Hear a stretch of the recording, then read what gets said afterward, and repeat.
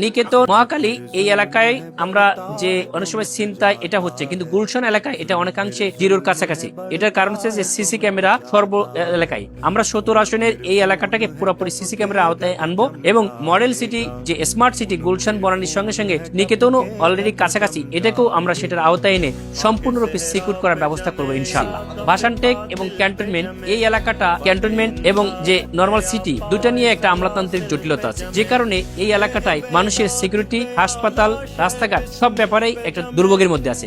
আমরা পাশ করলে এই দুইটা আমলাতান্ত্রিক জটিলতাকে সম্পূর্ণরূপে দূর করে পরস্পরের সমন্বয় করে একটি সম্পূর্ণ নিরাপদ সিটির ব্যবস্থা করব। ওই এলাকায় একটা সরকারি হাসপাতাল স্থাপনের জন্য আমি সর্বোচ্চ উদ্যোগ নেব এবং রাস্তাঘাট থেকে স্থানীয় সরকার এবং সিটি কর্পোরেশন দুইটার মধ্যে সমন্বিত প্রয়াসের মাধ্যমে এবং সেনাবাহিনীরও যদি হেল্প লাগে তাদের সঙ্গে কথা বলে নাগরিক সুবিধাকে আমি ইনশিওর করার ব্যাপারে সর্বোচ্চ গুরুত্ব দেব ইনশাআল্লাহ।